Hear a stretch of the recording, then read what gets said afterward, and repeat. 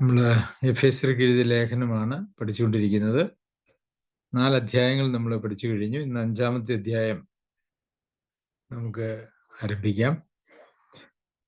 ആകയാൽ പ്രിയമക്കൾ എന്ന പോലെ ദൈവത്തെ അനുകരിപ്പിൻ. അപ്പോൾ പ്രിയമക്കൾ എന്ന പോലെ ദൈവത്തെ അനുകരിപ്പിൻ. അപ്പോൾ ആരാണ് പ്രിയമക്കളായിട്ട് ദൈവം ആരെയാണ് പരിഗണിക്കുന്നത് എന്ന് ചോദിച്ചാൽ, ദൈവത്തെ അനുകരിക്കുന്നവരെയാണ് പ്രിയമക്കളായിട്ട് കരുതുന്നത്, വചനത്തിൽ പറഞ്ഞിരിക്കുന്നത്. ഈ ലോകത്തിൽ പലരും പലരെയും അനുകരിക്കാറുണ്ട്. എല്ലാ മതങ്ങളിലും അല്ലെങ്കിൽ സഭകളിലും പ്രസ്ഥാനങ്ങളിലും മറ്റുള്ളവരെ അനുകരിക്കുന്നതായ ഒരു പ്രവണത നമുക്ക് വ്യാപകമായിട്ട് കാണാൻ കഴിയും. എന്നാൽ അപൂർണരായിട്ടുള്ള മനുഷ്യരുടെ സ്വഭാവങ്ങളെയോ രീതികളെയോ അനുകരിക്കുന്നത് ഭൂഷണമല്ല, മറിച്ച് പൂർണ്ണതയുള്ള ദൈവത്തെ അനുകരിക്കുക എന്നുള്ളതാണ് നമ്മെ സംബന്ധിച്ചിടത്തോളം ഏറ്റവും പ്രാധാന്യമുള്ള കാര്യം. ഒരു മനുഷ്യനെ പോലെ നാം എല്ലാവരും, മനുഷ്യർക്ക് എല്ലാവർക്കും അവരുടേതായിട്ടുള്ള പ്രത്യേകതകളുണ്ട്. നമ്മൾ ഏതെങ്കിലും ഒരു മനുഷ്യന്റെ പ്രത്യേകതയെ അവരിൽ എടുത്തു കാണിക്കുന്നതായിട്ടുള്ള ചില സ്വഭാവങ്ങളെയോ രീതികളെയോ നമ്മൾ അനുകരിക്കുമ്പോൾ അതുകൊണ്ട് പ്രത്യേകിച്ച് ഒരു ഫലവും ഉണ്ടാകുന്നില്ല എന്നുള്ളതാണ്. ദൈവവചനത്തിൽ നമുക്ക് കാണാനായിട്ട് കഴിയുന്നത് ദൈവത്തെ അനുകരിക്കുക അല്ലെങ്കിൽ കർത്താവിനെ അനുകരിക്കുക എന്നുള്ള നിലയിലാണ്. കൊരിന്ത്യർക്ക് ലേഖനം എഴുതുമ്പോഴും ഫിലിപ്പിയർക്ക് ലേഖനം എഴുതുമ്പോഴൊക്കെ പൗലോസ് അപ്പോസ്തലൻ ഞാൻ ക്രിസ്തുവിന്റെ അനുകാരിയായിരിക്കുന്നത് പോലെ നിങ്ങൾ എൻ്റെ അനുകാരികളാകുവിൻ എന്ന് പറഞ്ഞിട്ടുണ്ട്. കൊരിന്ത്യർക്ക് എഴുതിയ ലേഖനം 11-ാം അധ്യായത്തിന്റെ 1-ാം വാക്യത്തിൽ നാം അങ്ങനെ വായിക്കുന്നുണ്ട്. അപ്പോൾ പൗലോസ് അപ്പോസ്തലൻ അനുകരിച്ചിരുന്നത് ക്രിസ്തുവിനെയാണ്. അപ്പോൾ ക്രിസ്തുവിനെ അനുകരിക്കുന്ന ഒരാളുടെ അനുകാരിയാകുന്നതിൽ അപാകതയില്ല എന്ന് നമുക്കറിയാം. പക്ഷെ അവർ ക്രിസ്തുവിനെ അനുകരിക്കുന്നവരായിരിക്കണം. പൗലോസ് അപ്പോസ്തലൻ അത് വളരെ ധൈര്യത്തോടെ പറയുവാനായിട്ട് കഴിഞ്ഞു. ഞാൻ ക്രിസ്തുവിന്റെ അനുകാരിയായിരിക്കുന്നത് പോലെ നിങ്ങൾ എൻ്റെ അനുകാരികളാകുവിൻ.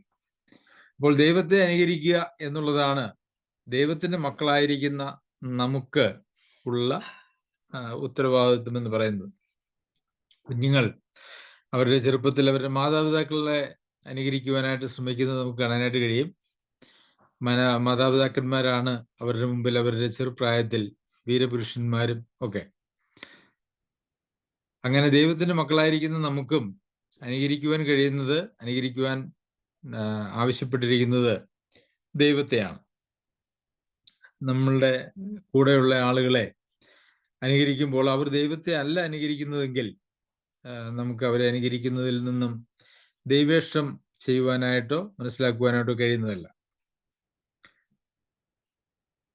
2-ാമത്തെ വാക്യത്തിൽ ക്രിസ്തുവും നിങ്ങളെ സ്നേഹിച്ച് നമുക്ക് വേണ്ടി തന്നെത്താൻ ദൈവത്തിന് സൗരഭ്യവാസനയായ വഴിപാടും യാഗവുമായി അർപ്പിച്ചതുപോലെ സ്നേഹത്തിൽ നടപ്പിൻ. ഇവിടെ നമ്മളോട് സ്നേഹത്തിൽ നടക്കുവാനായിട്ട് ആവശ്യപ്പെട്ടിട്ടുണ്ട്.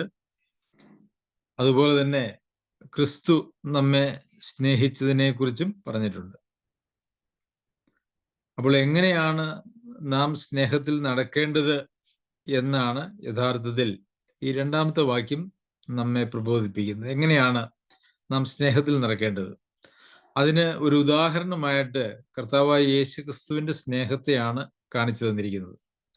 എന്താണ് കർത്താവിന്റെ സ്നേഹത്തെ നമുക്ക് കാണിച്ചു തരുന്നത്? ക്രിസ്തു സ്നേഹിച്ചത് എങ്ങനെയാണോ അതേ സ്നേഹം, അതേ മനോഭാവം, അതേ കാഴ്ചപ്പാടാണ് നിങ്ങൾ സ്നേഹത്തിൽ നടക്കുമ്പോൾ നിങ്ങളിലും ഉണ്ടാവേണ്ടത്. ക്രിസ്തു സ്നേഹിച്ചത് തന്നെത്താൻ നമുക്ക് വേണ്ടി സൗരഭ്യവാസനയായ വഴിപാടും യാഗവുമായി അർപ്പിച്ചതുപോലെ. അപ്പോൾ ക്രിസ്തു സ്നേഹിച്ച സ്നേഹം എന്ന് പറയുന്നത് നമുക്ക് ഓരോരുത്തർക്കും വേണ്ടി ദൈവത്തിന് സൗരഭ്യവാസനയായ വഴിപാടും യാഗവുമായി അർപ്പിച്ച അതേപോലെയുള്ള ഒരു സ്നേഹത്തിലാണ് ദൈവമക്കൾ നടക്കേണ്ടത്. സ്നേഹത്തെക്കുറിച്ച് ധാരാളം ക്ലാസ്സുകൾ നാം ഈ കഴിഞ്ഞ കാലങ്ങളിൽ കേൾക്കുകയുണ്ടായി. യോഹന്നാൻ എഴുതിയ ലേഖനത്തിൻ്റെ പഠനത്തിൽ വളരെ ധാരാളം വേദഭാഗങ്ങൾ നമുക്ക് അവിടെ പഠിക്കുവാനും ധ്യാനിക്കുവാനും കഴിഞ്ഞു. യോഹന്നാനെ കുറിച്ച് പറയുന്നത് തന്നെ സ്നേഹത്തിൻ്റെ അപ്പസ്തോലൻ എന്നാണ്. യോഹന്നാനെ എപ്പോഴും നമുക്ക് കാണാൻ കഴിയുന്നത്, എപ്പോഴും എന്നുവെച്ചാൽ പലപ്പോഴും കാണാനായിട്ട് കഴിയുന്നത് കർത്താവിൻ്റെ മാറിൽ ചാരി നിൽക്കുന്ന ഒരു വ്യക്തിയായിട്ടാണ്. അതുപോലെ തന്നെ കർത്താവ് താൻ ഈ ഭൂമിയിലായിരുന്നപ്പോൾ തൻ്റെ ഏറ്റവും അടുത്ത 3 പേരിൽ ഒരാളും ഈ യോഹന്നാൻ അപ്പസ്തോലൻ തന്നെയായിരുന്നു. അപ്പോൾ നമ്മളുടെ സ്നേഹം ദൈവത്തിന് വഴിപാടും യാഗവുമായി തീരുന്ന ഒരു സ്നേഹമായിരിക്കണം എന്നാണ് നമുക്കിവിടെ കാണാനായിട്ട് കഴിയുന്നത്. അതായത് സ്നേഹത്തിന് ഒരു ചെലവുണ്ട്. എന്താണ് ആ ചെലവ്? കർത്താവ് തൻ്റെ ജീവനെ വെച്ചു കൊടുത്തുകൊണ്ടാണ് സ്നേഹിച്ചത്. അതുപോലെ തന്നെയാണ് നാമും സ്നേഹിക്കണമെന്ന് ദൈവവചനത്തിൽ പറഞ്ഞിരിക്കുന്നത്. യോഹന്നാൻ എഴുതിയ 1-ാം ലേഖനം 3-ാം അധ്യായത്തിന്റെ 16-ാം വാക്യത്തിൽ നാം അത് കാണുകയുണ്ടായി. നിങ്ങളും സഹോദരന്മാർക്ക് വേണ്ടി ജീവൻ വെച്ചു കൊടുക്കേണ്ടതാകുന്നു. അതാണ് സ്നേഹത്തിന്റെ പാരമ്യം എന്ന് പറയുന്നത്. പഴയ നിയമത്തിൽ തന്നെ പോലെ തന്നെ തൻ്റെ അയൽക്കാരനെ സ്നേഹിക്കുക എന്നുള്ള പ്രമാണമായിരുന്നു ഉണ്ടായിരുന്നത്. എന്നാൽ പുതിയ നിയമത്തിൽ വരുമ്പോൾ കർത്താവ്, ഞാൻ നിങ്ങൾക്കൊരു പുതിയ കൽപ്പന തരുന്നു, ഞാൻ നിങ്ങളെ സ്നേഹിച്ചതുപോലെ നിങ്ങൾ അന്യോന്യം സ്നേഹിക്കുവിൻ. തന്നെ പോലെ തൻ്റെ അയൽക്കാരനെ സ്നേഹിക്കുക എന്നുള്ളത് പഴയ ഉടമ്പടിയിലെ കൽപ്പനയും, ഞാൻ നിങ്ങളെ സ്നേഹിച്ചതുപോലെ നിങ്ങൾ അന്യോന്യം സ്നേഹിക്കണം എന്നുള്ളത് പുതിയ ഉടമ്പടിയിലെ പുതിയ കൽപ്പനയുമാണ്. എന്നാൽ ഈ സ്നേഹം ഇന്ന് ക്രിസ്തീയ ഗോളത്തിൽ നമുക്ക് കാണാൻ വളരെ പ്രയാസമാണ് എന്നുള്ളതാണ് സങ്കടകരമായിട്ടുള്ള കാര്യം. എല്ലാവരും എന്നെ സ്നേഹിക്കണം എന്നുള്ള താല്പര്യം എല്ലാവരിലും ഉണ്ട്. എന്നാൽ ഞാനും ഇതുപോലെ ഒരു യാഗമായി തീരുന്ന നിലയിൽ, ക്രിസ്തു നമുക്ക് വേണ്ടി നമ്മെ സ്നേഹിച്ച് ഒരു യാഗമായി തീർന്നതുപോലെ ഞാനും മറ്റ് സഹോദരങ്ങൾക്ക് വേണ്ടി ഒരു യാഗമായി തീരണം എന്നുള്ള ഒരു മനോഭാവം ഇന്ന് ആളുകളുടെ ഹൃദയങ്ങളിൽ വളരെ അപൂർവമായിട്ട് മാത്രമേ കാണുവാൻ കഴിയുന്നുള്ളൂ.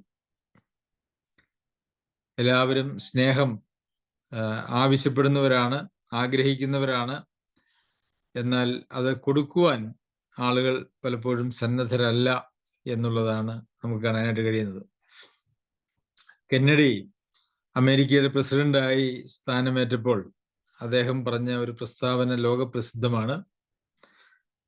രാജ്യത്തിന് നിങ്ങൾക്ക് എന്ത് ചെയ്യുവാൻ കഴിയും എന്ന് നിങ്ങൾ ചിന്തിക്കരുത്, മറിച്ച് എനിക്ക് രാജ്യത്തിന് വേണ്ടി എന്ത് ചെയ്യുവാൻ കഴിയും എന്ന് ചിന്തിക്കണം എന്ന് പറഞ്ഞതുപോലെ, എനിക്ക് എന്തെല്ലാം സ്നേഹ ബഹുമാന പരിലാളനകൾ സഭയിൽ നിന്ന് കിട്ടും എന്നുള്ളതല്ല, എനിക്ക് സഭയ്ക്ക് വേണ്ടി, ദൈവജനത്തിന് വേണ്ടി എന്ത് ചെയ്യാൻ കഴിയും എന്നുള്ള മനോഭാവത്തിലേക്ക് വിശ്വാസികൾ മാറാതെ ഈ ഒരു പ്രശ്നത്തിന് പരിഹാരമുണ്ടാകും എന്ന് ഞാൻ വിചാരിക്കുന്നില്ല.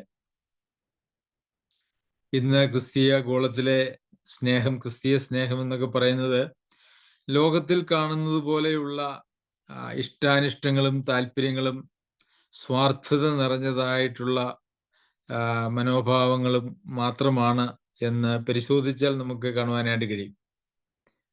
കാരണം ഏറെ സ്നേഹം ഉള്ളതായിട്ടുള്ള ആളുകൾ നിസ്സാര കാര്യത്തിന് വളരെ ശത്രുതയിലേക്ക് പോകുന്നതും, അനേക വർഷങ്ങൾ ഏറെ കാര്യങ്ങളിൽ സഹകരിച്ചിരുന്നവരായിട്ടുള്ള ആളുകൾ ഏതെങ്കിലും ഒരു ചെറിയ നിസ്സാര പ്രശ്നത്തിൻ്റെ പേരിൽ അന്യോന്യം വഴക്കിടുകയും അവരെ എന്നേക്കുമായിട്ട് വേർപിരിയുകയും ചെയ്യുമ്പോൾ അവരിൽ ഉണ്ടായിരുന്നു എന്ന് നമ്മൾ വിചാരിച്ചതായിട്ടുള്ള സ്നേഹം അത് സ്വാർത്ഥതയിൽ അധിഷ്ഠിതമായ ഒരു സ്നേഹമാണ്. അതുകൊണ്ടാണ് അത് പെട്ടെന്ന് മാറിയത്. സ്നേഹത്തെക്കുറിച്ച് നാം വായിക്കുമ്പോൾ കൊരിന്ത്യർക്ക് എഴുതിയ 1-ാം ലേഖനം 13-ാം അധ്യായത്തിൽ സ്നേഹം, ദൈവിക സ്നേഹം, അത് ദീർഘമായി ക്ഷമിക്കുന്ന സ്നേഹമാണ്, എല്ലാം സഹിക്കുന്ന സ്നേഹമാണ്, എല്ലാം വിശ്വസിക്കുന്ന സ്നേഹമാണ്. അങ്ങനെ സഹിക്കുകയും വിശ്വസിക്കുകയും ക്ഷമിക്കുകയും ഒക്കെ ചെയ്യുന്ന സ്നേഹം മാത്രമാണ് ദൈവാത്മാവിനാൽ പകരപ്പെട്ട ദൈവിക സ്നേഹം എന്ന് പറയുന്നത്. നമുക്ക് ആരോടെങ്കിലും എന്തെങ്കിലും കാരണവശാൽ പ്രത്യേക താല്പര്യമുണ്ട് എന്നുള്ളത് അത് ക്രിസ്തീയ സ്നേഹത്തിന്റെ പട്ടികയിൽ ഉൾപ്പെടുന്നതായിട്ടുള്ള കാര്യമല്ല. നമുക്ക് മറ്റുള്ളവരോടുള്ള സ്നേഹം അത് ദീർഘമായി ക്ഷമിക്കുന്ന സ്നേഹമാണോ, എല്ലാം പൊറുക്കുന്ന സ്നേഹമാണോ, എല്ലാം സഹിക്കുന്ന സ്നേഹമാണോ, എല്ലാം വിശ്വസിക്കുന്ന സ്നേഹമാണോ? ഒരുപക്ഷെ നാം കബളിപ്പിക്കപ്പെട്ടേക്കാം, അതൊക്കെ അതിൻ്റെ ഭാഗമാണ്. എന്നാൽ എല്ലാം ക്ഷമിക്കുകയും സഹിക്കുകയും ഒക്കെ ചെയ്യുന്നതായിട്ടുള്ള സ്നേഹം മാത്രമാണ് ദൈവത്തിൽ നിന്നുള്ളതായിട്ടുള്ള സ്നേഹം. നമുക്കുള്ള എന്തെങ്കിലും പ്രത്യേക താല്പര്യങ്ങളുടെ അടിസ്ഥാനത്തിൽ ഉളവാകുന്നതായ സ്നേഹങ്ങള് അത് ഒരിക്കലും ദൈവിക സ്നേഹമല്ല. ഇന്ന് പലപ്പോഴും ആളുകളെ ഒരുമിച്ച് നിർത്തുന്നതായിട്ടുള്ള ഒരു പ്രധാന ഘടകം എന്ന് പറയുന്നത് അവർക്ക് പൊതുവായിട്ടുള്ള ശത്രുതയുള്ള ആളുകളെ കുറിച്ചുള്ള സംസാരങ്ങളാണ്. അത് പലപ്പോഴും സമൂഹത്തിലും അനേക സഭകളിലും നമുക്കത് കാണാനായിട്ട് കഴിയും.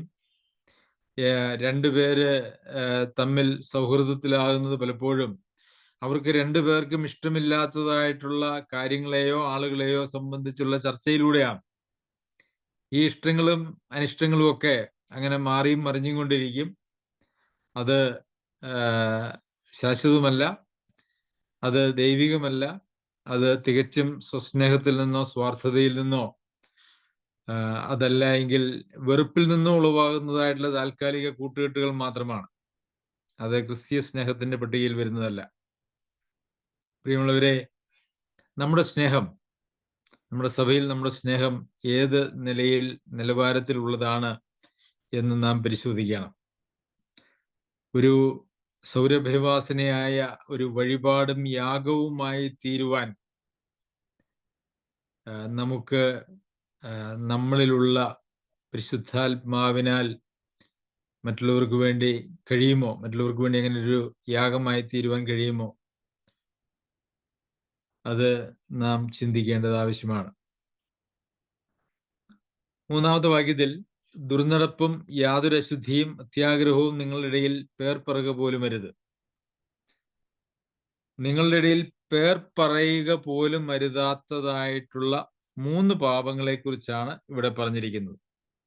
ദുർനടപ്പ്, ഒരു വിധത്തിലുമുള്ള അശുദ്ധി, അതുപോലെ തന്നെ അത്യാഗ്രഹം.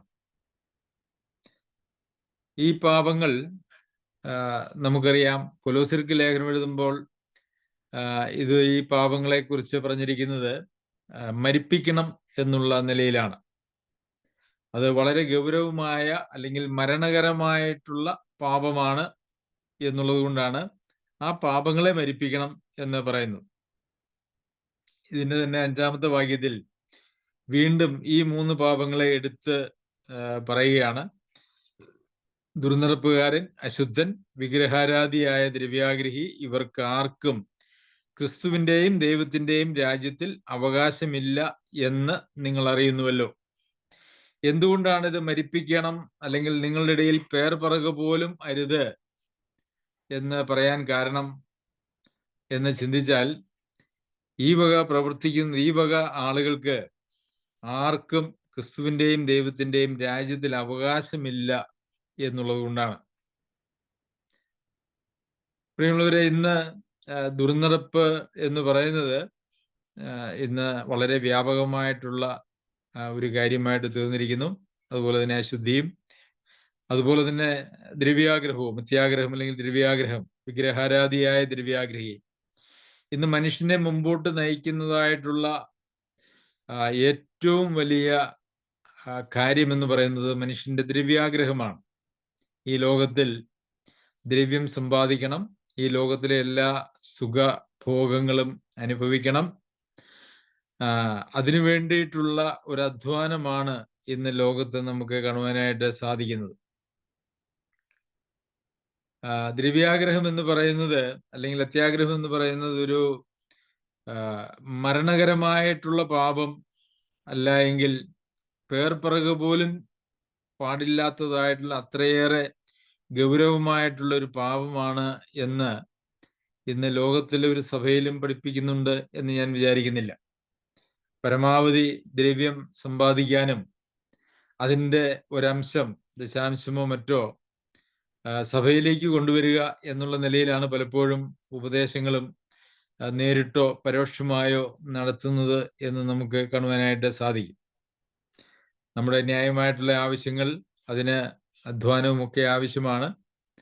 എന്നാൽ ധനവാനാകാനായിട്ട് അല്ലെങ്കിൽ ലോകത്തിലുള്ള മോഹങ്ങൾക്ക് വേണ്ടിയുള്ള അധ്വാനം എന്ന് പറയുന്നത് അത് വിശ്വാസികളുടെ ഇടയിൽ പേർപിറക് പോലും ചെയ്യാൻ കഴിയാത്ത, പാടില്ലാത്തതായിട്ടുള്ള, മരിപ്പിക്കേണ്ടതായ ഗൗരവമായിട്ടുള്ള പാപമാണ്. കാരണം അങ്ങനെ ഒരാൾക്ക് ദൈവരാജ്യത്തിൽ യാതൊരു അവകാശവും ഇല്ല എന്നാണ്. അപ്പോൾ ഈ വിധത്തിലുള്ള വിശ്വാസികൾ സഭയിലുണ്ട് എങ്കിൽ അങ്ങനെ ഉള്ള ആളുകൾക്ക് ദൈവരാജ്യത്തിൽ യാതൊരു അവകാശവുമില്ല. അവര് ഏതെങ്കിലും കാലത്ത് യേശുവിനെ കർത്താവും രക്ഷിതാവുമായിട്ട് അവര് സ്വീകരിച്ചു അല്ലെങ്കിൽ ഏറ്റുപറഞ്ഞു എന്നുള്ളത് ഇവിടെ ഒരു ജാമ്യമായിട്ടോ അല്ലെങ്കിൽ അവരുടെ നിത്യതയ്ക്ക് ഒരു ഉറപ്പായിട്ടോ ഒന്നും പറയുന്നില്ല എന്നുള്ളത് നമുക്കിവിടെ കാണുവാനായിട്ട് സാധിക്കും. വിശ്വാസികളുടെ ഇടയിൽ ഈ പാപങ്ങളൊക്കെ പേർ പറയാനും വിശ്വാസികൾ അങ്ങനെയുള്ള കാര്യങ്ങളിൽ വീണുപോകുവാനും സാധ്യതയുണ്ട് എന്നുള്ളത് കൊണ്ടാണല്ലോ ഇങ്ങനെ വളരെ ശക്തമായിട്ടുള്ള പ്രബോധനം നമുക്ക് ഇവിടെ നിന്നും ലഭിക്കുന്നത്. പ്രിയമുള്ളവരെ, നമ്മുടെ ജീവിതത്തെ, നമ്മുടെ കാഴ്ചപ്പാടുകളെ, നമ്മുടെ മനോഭാവങ്ങളെ, നമ്മുടെ ആഗ്രഹങ്ങളെ, നമ്മുടെ ലക്ഷ്യങ്ങളെ ഒന്ന് നമുക്ക് പരിശോധിക്കാം. ഇന്ന് ലോകത്തില് അശുദ്ധി എന്ന് പറയുന്നതൊന്നും അങ്ങനെ വലിയ കാര്യമല്ല. ദുർനടപ്പ് എന്ന് പറയുന്നത്, എല്ലാ വിധത്തിലുമുള്ള ദുർനടപ്പിന് ഗവൺമെന്റിന്റെ അംഗീകാരം പോലും ലഭിക്കുന്നതായ ഒരു സാഹചര്യമാണ് ഇന്ന് ലോകത്ത് ഒരു 95% രാജ്യങ്ങളിലും ഉള്ളത് എന്ന് നമുക്ക് കാണാനായിട്ട് കഴിയും. അത്യാഗ്രഹത്തെയോ അല്ലെങ്കിൽ ദ്രവ്യാഗ്രഹത്തെയോ ഒരു പാപമായി പോലും പരിഗണിക്കുന്നില്ല. ഇന്നത്തെ തലമുറകളോട്, പുതിയ തലമുറയോട് ചോദിച്ചാൽ അവരുടെ ജീവിതത്തിന്റെ ലക്ഷ്യം തന്നെ പരമാവധി പണം സമ്പാദിച്ച്, പരമാവധി പേരും പ്രശസ്തിയും സമ്പാദിച്ച്, പരമാവധി സുഖ സൗകര്യങ്ങൾ വർദ്ധിപ്പിച്ച് ജീവിക്കുക എന്നുള്ളതാണ്. പ്രിയമുള്ളവരെ, അങ്ങനെയുള്ളവർക്ക് ക്രിസ്തുവിന്റെയും ദൈവത്തിന്റെയും രാജ്യത്തിൽ അവകാശമില്ല. കാരണം അവരൊരിക്കൽ യേശുവിനെ കർത്താവ് എന്നൊക്കെ പറഞ്ഞുവെങ്കിലും അതിനുശേഷം ആ യേശുവിനെ കർത്താവിന്റെ സ്ഥാനത്ത് നിന്നും മാറ്റി മാമോനെ അവരുടെ കർത്താവായിട്ട് സ്വീകരിച്ചു എന്നുള്ളത് കൊണ്ടാണ് ഇവിടെ നമുക്ക് ഇങ്ങനെ വായിക്കുവാനായിട്ട് കഴിയുന്നത്. 4-ാമത്തെ വാക്യത്തിൽ അങ്ങനെയാകുന്നു വിശുദ്ധന്മാർക്കുചിതം. അതായത് ഈ ദുർനടപ്പോ അശുദ്ധിയോ അത്യാഗ്രഹമോ നിങ്ങളിൽ ഉണ്ടാവരുത് എന്നല്ല, നിങ്ങളുടെ ഇടയിൽ അങ്ങനെ പേർപ്പിറക് പോലും അരുത്. അതായത് ദുർനടപ്പിൻ്റെതായ എന്തെങ്കിലും ഒരു ശ്രുതി പോലും, അശുദ്ധിയുടേതായിട്ടുള്ള ഒരു ശ്രുതി പോലും, അല്ലെങ്കിൽ അത്യാഗ്രഹത്തിൻ്റെതായിട്ടുള്ള ഒരു ശ്രുതി പോലും നിങ്ങളുടെ ഇടയിൽ ഉണ്ടാവരുത്, പേറക് പോലും അരുത്. അങ്ങനെയാണ് വിശുദ്ധന്മാർക്ക് ഉചിതം. എന്നാൽ ഇത് വിശുദ്ധന്മാർക്ക് ഇതാണ് ഉചിതമെങ്കിൽ ദുർനടപ്പും അശുദ്ധിയും അത്യാഗ്രഹവുമുള്ള ആളുകൾക്ക് അവരെ വിശുദ്ധന്മാർ എന്ന് നമുക്ക് വിളിക്കുവാനായിട്ട് കഴിയുകയില്ല. കാരണം ഈ അശുദ്ധൻ എന്നാണ് 5-ാമത്തെ വാക്യത്തിൽ ദുർനടപ്പ്, അശുദ്ധി, അത്യാഗ്രഹം എന്ന് പറഞ്ഞതിന് ശേഷം 5-ാമത്തെ വാക്യത്തിൽ ദുർനടപ്പുകാരൻ, അശുദ്ധൻ, വിഗ്രഹാരാധിയായ ദ്രവ്യാഗ്രഹി. അപ്പോൾ വിശുദ്ധന്മാർക്കുചിതം അശുദ്ധി ഇല്ലാതിരിക്കുന്നതും, ഇനി അശുദ്ധനാണ് എങ്കിൽ അവരെ വിശുദ്ധന്മാരെന്ന് പറയുവാനായിട്ടോ വിശുദ്ധന്മാർക്ക് ദൈവം വെച്ചിരിക്കുന്നതായിട്ടുള്ള ക്രിസ്തുവിന്റെയും ദൈവത്തിന്റെയും രാജ്യത്തിലുള്ള പ്രവേശനത്തിനോ യാതൊരു വക സാധ്യതയുമില്ല എന്ന് നമുക്ക് അസന്നിഗ്ധമായി ഈ വേദഭാഗത്തിന്റെ അടിസ്ഥാനത്തിൽ പറയുവാനായിട്ട് സാധിക്കും. പിന്നെ ചേർച്ചയല്ലാത്ത ചില കാര്യങ്ങളെ കുറിച്ച് ഇവിടെ പറയുന്നുണ്ട്. പേർപ്പറക പോലും ചെയ്യരുതാത്തതായിട്ടുള്ള കാര്യങ്ങളുണ്ട്. പിന്നെ ചേർച്ചയല്ലാത്ത, അത് കുറച്ചുകൂടെ കാഠിന്യം കുറഞ്ഞ കാര്യങ്ങളാണ്. ചീത്തത്തരം, നമുക്ക് ലളിതമായ ഭാഷയിൽ പറഞ്ഞാൽ ചീത്ത വാക്കുകളുടെ ഉപയോഗം. പൊട്ടച്ചൊൽ എന്ന് വെച്ച് കഴിഞ്ഞാൽ അർത്ഥമില്ലാതെ ഉള്ള വാക്കുകളുടെ പ്രയോഗം. കളിവാക്ക്, പരിഹാസം നിറഞ്ഞതായിട്ടുള്ള, പരിഹാസ പ്രിയരായിട്ടുള്ള ആളുകൾ. കേരളീയരെ കുറിച്ച് പൊതുവെ പറയുന്നതായിട്ടുള്ളൊരു കാര്യം, അവര് പരിഹാസപ്രിയരാണ് എന്നാണ്. മറ്റുള്ളവരെ പരിഹസിക്കുകയും അതിൽ ആനന്ദം കണ്ടെത്തുകയും ചെയ്യുന്നതായിട്ടുള്ള ആളുകൾ. അതൊക്കെ ചേർച്ചയില്ലാത്ത കാര്യങ്ങളാണ്. അതുകൊണ്ട് അതൊന്നും നിങ്ങളുടെ വായിൽ നിന്ന് വരാനായിട്ട് കഴിയുകയില്ല.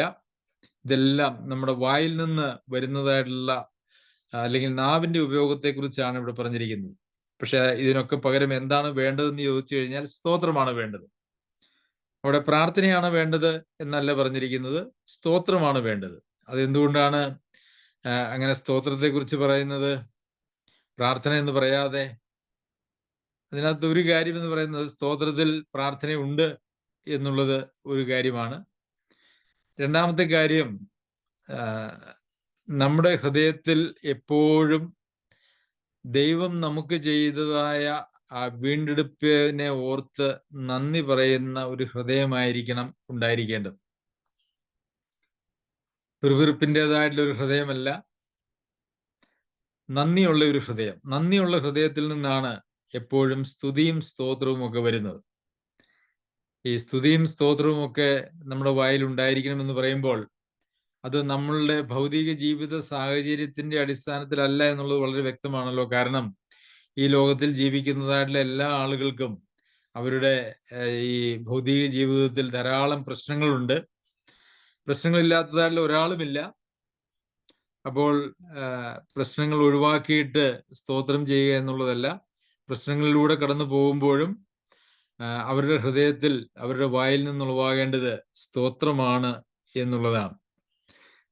സ്തോത്രമായിരിക്കണം നമ്മുടെ വായിൽ എപ്പോഴും ഉണ്ടായിരിക്കേണ്ടത് എന്ന് പറയുമ്പോൾ, നമുക്കെല്ലാവർക്കും, വിശ്വാസികളായിരിക്കുന്ന എല്ലാവർക്കും അതിനുള്ള ഏക മാനദണ്ഡം എന്ന് പറയുന്നത്, കർത്താവായ യേശുക്രിസ്തുവിന്റെ രക്തത്താൽ പിതാവായ ദൈവത്തോട് നിരപ്പ് വരികയും ആ നിരപ്പ് പ്രാപിച്ചതായിട്ടുള്ള നമുക്ക് ക്രിസ്തുവിൽ വസിച്ചുകൊണ്ട് നിത്യതയിൽ ദൈവത്തോടു കൂടെ വസിക്കാം എന്നുള്ള കാര്യമാണ് എല്ലാവർക്കും പൊതുവായിട്ടുള്ളത്. ഈ ലോകത്തിലെ ജീവിത സാഹചര്യങ്ങൾ എല്ലാവർക്കും വ്യത്യസ്തമാണ്. അതിന്റെ അടിസ്ഥാനത്തിലായിരുന്നു സ്തോത്രം പറയേണ്ടിയിരുന്നത് എങ്കിൽ പലർക്കും സ്തോത്രം പറയുവാൻ കഴിയുമായിരുന്നില്ല. കാരണം വളരെ വ്യത്യസ്തങ്ങളായിട്ടുള്ള ജീവിത സാഹചര്യങ്ങളാണ് എല്ലാവർക്കും ഉള്ളത്. എന്നാൽ അങ്ങനെയുള്ള വ്യത്യസ്തമായ ജീവിത സാഹചര്യങ്ങളുടെ അടിസ്ഥാനത്തിലല്ല ഒരു ദൈവപൈതലിന്റെ ഹൃദയത്തിൽ നിന്നും സ്തോത്രം, അല്ലെങ്കിൽ വായിൽ നിന്നും സ്തോത്രം വരേണ്ടത്. അത് ദൈവം ചെയ്തതായിട്ടുള്ള, കർത്താവായ യേശു ക്രിസ്തുവിലൂടെ ചെയ്തതായിട്ടുള്ള വീണ്ടെടുപ്പിന്റെ അടിസ്ഥാനത്തിലാണ്. അപ്പോൾ ദൈവത്തിന്റെയും രാജ്യത്തിൽ അവകാശമില്ല എന്ന് നിങ്ങൾ അറിയുന്നുവല്ലോ. അപ്പോൾ അവർക്കത് അറിയാം, എഫെസോസിലെ വിശ്വാസികൾക്ക് അറിയാം, ഈ ദുർനടപ്പ്, അശുദ്ധി, അത്യാഗ്രഹം, ഇത് മൂന്നും ഉണ്ടെങ്കിൽ ദൈവരാജ്യത്തിൽ പ്രവേശിക്കാൻ കഴിയില്ല, ദൈവരാജ്യത്തിൽ യാതൊരു അവകാശവും ഇല്ല എന്നുള്ള ഒരു കാര്യം എഫെസോസിലെ സഭയിലെ വിശ്വാസികൾക്കറിയാം. അതാരാണ് പഠിപ്പിച്ചത്?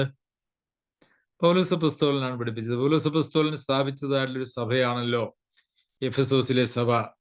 3 സംവത്സരം രാപ്പകൽ വീടുവീടാന്തരം പൗലോസ് അപ്പോസ്തലൻ എഫെസോസിലെ സഭയിലെ വിശ്വാസികളെ പഠിപ്പിക്കുകയും അവര് പഠിക്കുകയും ചെയ്തു. അവരെ പഠിപ്പിച്ചപ്പോൾ, അല്ലെങ്കിൽ അവർ പഠിച്ചപ്പോൾ അവർ മനസ്സിലാക്കിയതായിട്ടുള്ളൊരു കാര്യമാണ്, ദുർനടപ്പ്, ശുദ്ധി, വിഗ്രഹാരാധനയായ ദ്രവ്യാഗ്രഹം, ഇതൊന്നും ഉള്ള ആളുകൾക്ക് ദൈവരാജ്യത്തിൽ പ്രവേശനം ഇല്ല. എന്നിട്ട് പറയുകയാണ്, വ്യർത്ഥവാക്കുകളാൽ ആരും നിങ്ങളെ ചതിക്കരുത്, ഈ വക നിമിത്തമല്ലോ ദൈവകോപം അനുസരണം കെട്ടവരുടെ മേൽ വരുന്നു. എന്തുകൊണ്ടാണ് വ്യർത്ഥവാക്കുകളാൽ ആരും നിങ്ങളെ ചതിക്കരുതെന്ന് പറയുന്നത്? ഇതൊന്നും ഒരു പ്രശ്നമല്ല. ദ്രവ്യാഗ്രഹം ഒന്നും പ്രശ്നമല്ല. അശുദ്ധി എന്ന് പറയുന്നതൊന്നും ഒരു വലിയ വിഷയമല്ല. ദുർനടപ്പുകാരൻ എന്ന് പറയുന്നത് വലിയ വിഷയമൊന്നുമല്ല. ഇതൊക്കെ നമുക്ക് അത്ര ഗൗരവമായിട്ട് കാണേണ്ടതായിട്ടുള്ള ആവശ്യമില്ല. മനുഷ്യരല്ലേ, ജഡത്തിലല്ലേ വസിക്കുന്നത് തുടങ്ങിയതായിട്ടുള്ള വാക്കുകളൊക്കെ സംസാരിച്ചുകൊണ്ട് ദൈവിക കൽപ്പനകളെ വളരെ ലാഘവത്തോടു കൂടി എടുക്കുന്ന ആളുകളുണ്ട്. അപ്പോൾ അവരാണ് ഈ വ്യർത്ഥ വാക്കുകളാൽ അനേകരെ ചതിക്കുന്നത്. മുകളിൽ പറഞ്ഞിരിക്കുന്നതായിട്ടുള്ള പാപങ്ങൾ അതൊന്നും വലിയ വിഷയമല്ല എന്ന് പറഞ്ഞുകൊണ്ട് അനേകരെ ചതിച്ച് ഈ പാപത്തിന്റെ കെണിയിലേക്ക് പോയി ദൈവരാജ്യത്തിലുള്ള ഒരു അവകാശം അവരെ നഷ്ടപ്പെടുത്തുന്നു. അതുകൊണ്ടാണ് ഈ വക നിമിത്തമല്ലോ ദൈവകോപം അനുസരണം കെട്ടവരുടെ മേൽ വരുന്നു. ദൈവകോപം അനുസരണം കെട്ടവരുടെ മേൽ വരുന്നു. അപ്പോൾ ഈ മേഖലകളിൽ അനുസരണക്കേടാണ് നമ്മുടെ ജീവിതത്തിലുള്ളതെങ്കിൽ നമ്മളുടെ മേൽ വരുന്നത് ദൈവത്തിന്റെ കോപമാണ്, ദൈവത്തിന്റെ സ്നേഹമല്ല. ദൈവം നമ്മെ സ്നേഹിക്കുന്നു, നമ്മളോട് ദീർഘക്ഷമ കാണിക്കുന്നു, നമ്മൾക്ക് ബാലശിക്ഷ നൽകുന്നു, അങ്ങനെയൊക്കെ നമുക്ക് ഉപദേശങ്ങൾ തരുന്നു, നമ്മെ ശാസിക്കുന്നതിനും ഒക്കെയായിട്ട് ഒരു സഭ ഉപദേശിക്കുന്നതിനും ശാസിക്കുന്നതിനും ഗുണീകരണത്തിനും ഒക്കെ ആയിട്ടൊരു സഭയെ നൽകിയിരിക്കുന്നു. ഇതെല്ലാം കഴിഞ്ഞിട്ടും ഒരാള് മാനസാന്തരപ്പെടാനായിട്ട് കൂട്ടാക്കുന്നില്ല എങ്കിൽ പിന്നെ അവരുടെ മേൽ വരുന്നത് ദൈവകോപം മാത്രമാണ്. ദൈവകോപം അവരുടെ മേൽ വരുന്നു എന്ന് പറയുന്നത് അവർക്ക് നിത്യശിക്ഷാവിധിയിലേക്ക് അവര് പോകുന്നു എന്നുള്ളത് കൊണ്ടാണ്. നിങ്ങൾ അവരുടെ കൂട്ടാളികളാകരുത്. അങ്ങനെയുള്ള ആളുകളുടെ കൂട്ടത്തിൽ അല്ലെങ്കിൽ അവരുടെ കൂട്ട് നിങ്ങൾ ഒഴിവാക്കണം. അങ്ങനെയുള്ളവർക്ക് നിങ്ങൾ കൂട്ടാളികളായി തീരുവാനായിട്ട് പാടില്ല എന്നുള്ള കാര്യമാണ് പൗലോസ് അപ്പോസ്തലൻ ഇവിടെ എഫെസോസിലെ സഭയ്ക്ക് നൽകുന്നതായിട്ടുള്ള പ്രബോധനം എന്ന് പറയുന്നത്. പ്രിയമുള്ളവരെ, നാം ഏറെ പഠിക്കുന്നുണ്ട്, ഏറെ കാര്യങ്ങൾ മനസ്സിലാക്കുന്നുണ്ട്. ഇതൊക്കെ നമ്മുടെ ജീവിതത്തിൽ എത്രത്തോളം വിശ്വാസമായി പരിണമിച്ചിട്ട് നമുക്ക് ഗുണകരമായി തീരുന്നുണ്ട് എന്നുള്ളത് പരിശോധിക്കേണ്ടത് ആവശ്യമാണ്. ഏതെങ്കിലും ഒരു സഭയിലെ അംഗത്വം അല്ലെങ്കിൽ ക്രമമായ സഭായോഗങ്ങളിലെ സാന്നിധ്യവും പങ്കാളിത്തവും നമ്മുടെ നിത്യതയ്ക്ക് യാതൊരു വക ഗ്യാരണ്ടിയും തരുന്നതായിട്ടുള്ള കാര്യങ്ങളല്ല. അതൊക്കെ ആവശ്യമാണ്, പക്ഷെ അതൊരു ഗ്യാരണ്ടി അല്ല. നമ്മുടെ ജീവിതത്തെ നമുക്ക് പരിശോധിക്കാം. സർവശക്തനായ ദൈവം നമ്മെ അതിനെ സഹായിക്കട്ടെ. അവന്റെ അതിപരിശുദ്ധ നാമം വാഴ്ത്തപ്പെടുമാറാകട്ടെ.